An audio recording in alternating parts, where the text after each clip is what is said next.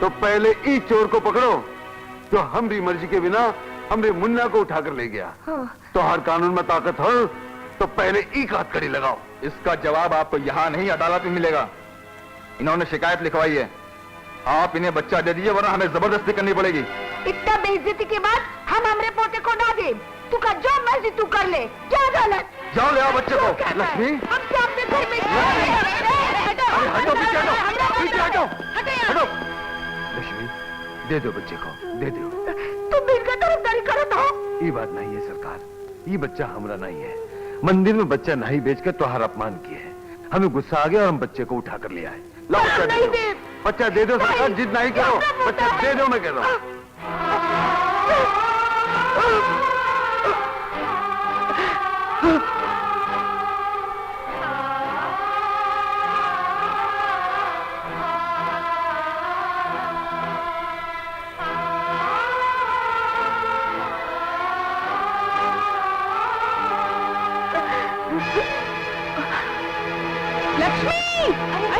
लक्ष्मी बेहोश हो गई। लक्ष्मी कहाँ हो लक्ष्मी?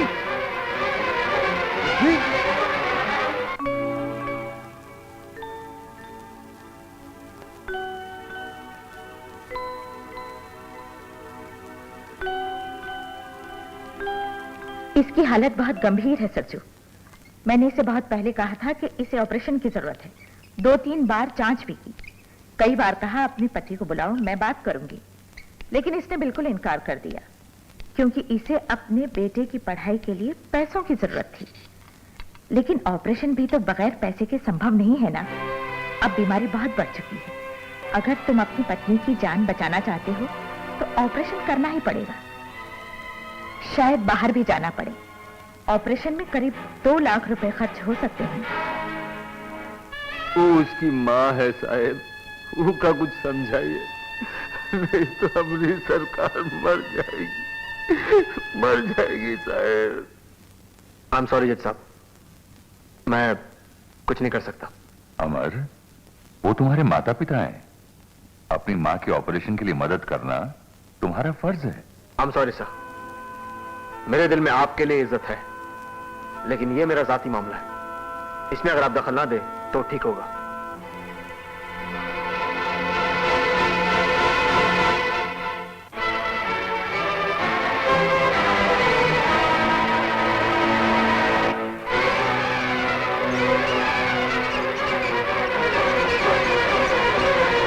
देखो सरजू, हम दोनों ने एक साथ काम शुरू किया था, तनख्वाह भी बराबर बराबर की रही।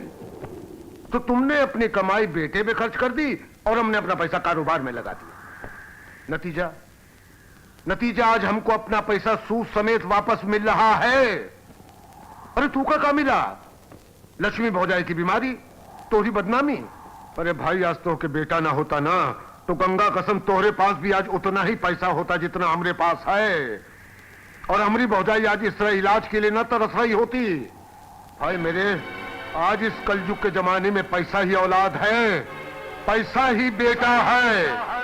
आज इस कलयुग के जमाने में पैसा ही औलाद है, पैसा ही बेटा है। अमर बेटे, ये क्या है?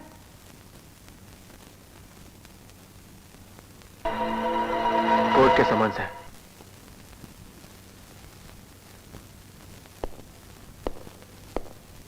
योर ऑनर, एक शख्स जो जिंदगी भर वॉचमैन की नौकरी करता रहा, उसका यह दावा करना कि उसने मेरे मुवक्किल को 5,48,000 रुपए कर्ज दिए न सिर्फ बेबुनियाद है, बल्कि मेरे मुवक्किल के रुतबे को मिट्टी में मिलाने की साजिश है। इसलिए योर ऑनर, मैं अदालत से दरखास्त करूंगा कि मुझे कुछ सवाल पूछने की इजाजत दे। प्रोसीड। तुम्हारा नाम? सरजू सिंह साहब। अमर से तुम्हारा क्या रिश्ता है जिसके ऊपर तुमने केस किया हुआ है? कुछ नहीं हुजूर।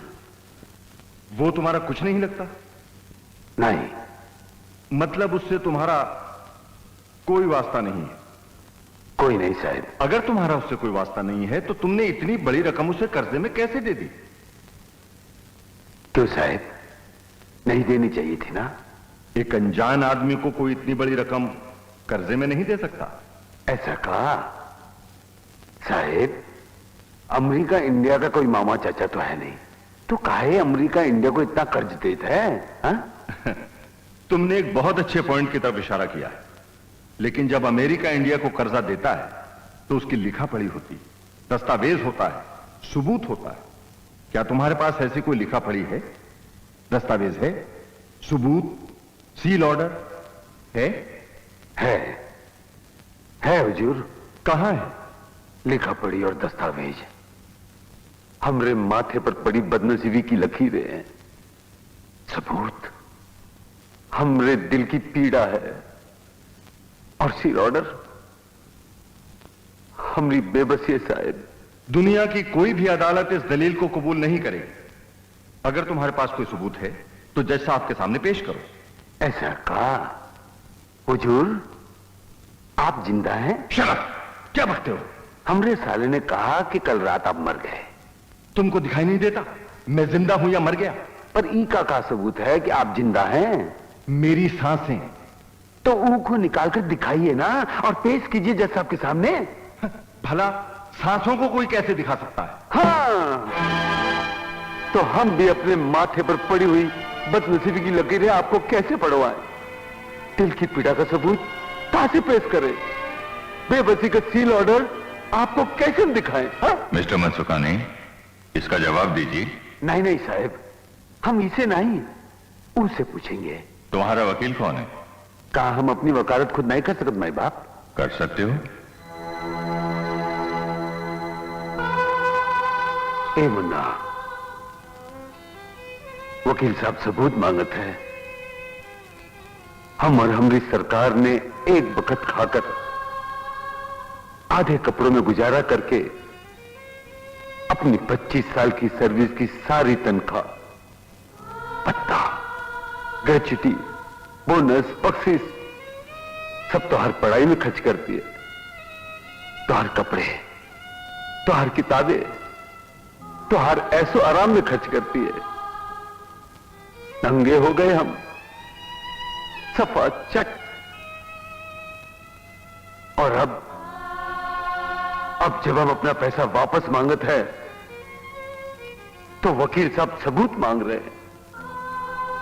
बोल दे मुन्ना, बोल दे कि तू सबूत है। बता दे वकील साहब को कि तू सबूत है मुन्ना, बता दे। मैं वही कहूंगा जो मेरे वकील ने कहा है। मतलब तुझे कुछ पता नहीं? मेरे ऊपर किसी का कोई कर्ज नहीं है। का मतलब हमने तुझ पर कुछ खर्च नहीं किया? मुझे यही कहना है कि मुझ पर किसी का कोई कर्ज नहीं है। हुजूर, ई का कहना है कि इस पर किसी का कोई कर्ज नहीं, हमने ई पर कोई पैसा खर्च नहीं किया। बिल्कुल ठीक बोलता है। अब हमें याद आया कि ई बचपन में जेबे काटता था, नारियल चुरा कर बेचता था, मंदिर की दान पेटी का ताला तोड़कर पैसे निकालता था, सर ये सब झूठे सर। नारियल चुरा कर बेचता था, उससे अपने कपड़े सिलवाता था, ये क्या कह रहे हैं आप? दान पेटी का पैसा चुरा कर अपनी किताबों के पैसे देता था, अपनी पढ़ाई के पैसे देता था। बोल हाँ कि ना? ये सब झूठ है, सरासर झूठ है ये सब। ठीक है, ठीक है। अगर ये झूठ है तो तुमने पढ़ाई कैसे की? बोल, अब बोल। जी वो चलो, तुमने चोरी नहीं की, कर्ज नहीं लिया, लेकिन खाने, कपड़े, किताबों और फीस के लिए पैसे चाहिए ना? इन सारी चीजों के लिए तुम्हारे पास रुपए कहां से आए? जी वो तुम्हारे किसी दोस्त ने दिए, किसी रिश्तेदार ने दिए, या तुम्हारे माँ बाप ने दिए? हाँ। बहुत हो गया हुजूर, बहुत हो गया। क्यों वकील साहब, आप सबूत मांग रहे थे ना? मिल गया जज साहब को वो सबूत। नहीं और ये सबूत नहीं हो सकता। ये तो हर मां बाप की जिम्मेदारी है। क्या अपने बेटे को पाल पोस कर बड़ा करने की आपकी जिम्मेदारी नहीं है? बिल्कुल है साहब। या अपने बेटे को पढ़ाना लिखाना एक बाप की जिम्मेदारी नहीं है? क्यों नहीं साहब? तो फिर वही तो तुमने किया है। किसके लिए? अपने बेटे के लिए। हमने बरोबर सुना नहीं साहब। किसके लिए? मिस्टर अमर के लिए। वो कौन है? मिस्टर अमर कुमार, तुम्हारे बेटे।